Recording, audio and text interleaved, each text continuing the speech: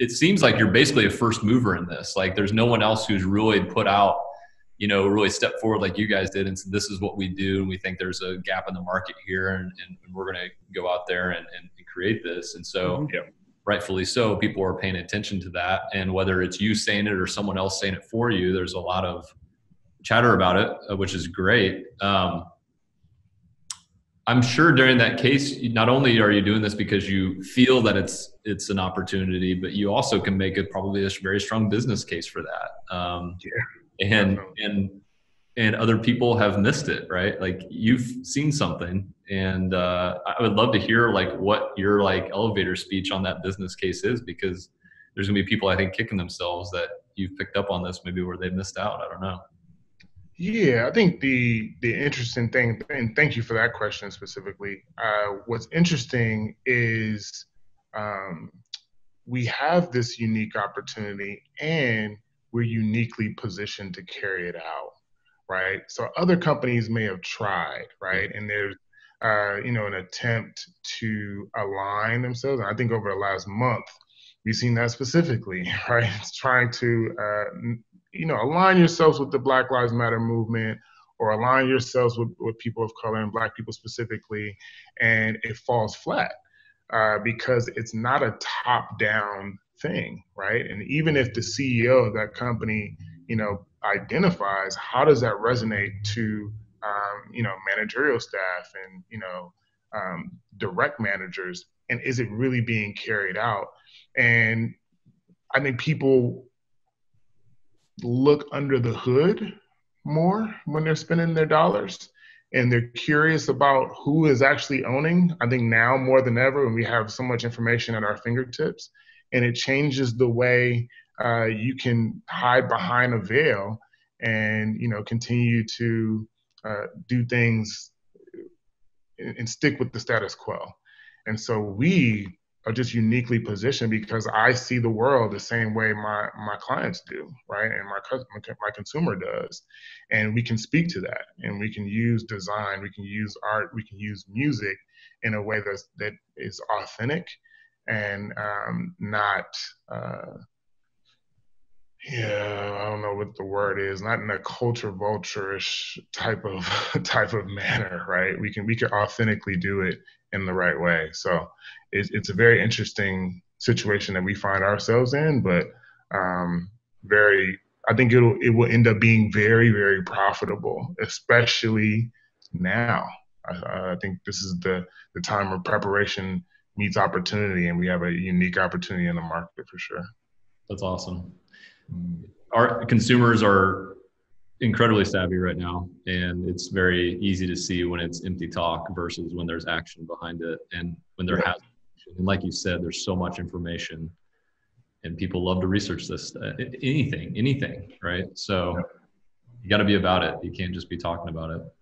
Yep, exactly. What are are there opportunities, or has your perspective changed related to just the prominence that the Black Lives Matter movement has? I mean, it is so in the forefront of the cultural narrative right now. Has it just reinforced your philosophy, or have you seen like little opportunities or maybe little shifts in how you guys operate or act?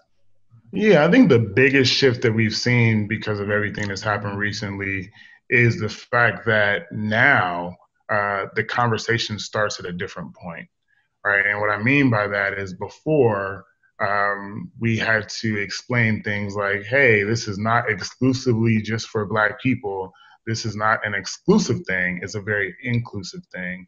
And what we've seen just even from the protests is that materialize, right? Like I was laughing with one of my friends because there was a protest right outside of my house in Oakland, and it was a Black Lives Matter protest, and I couldn't find a Black person in the protest, right? So it was just a very interesting thing. But I think that highlights what we've always known, is that in no kind of way is the best of Black culture just exclusive to Black people.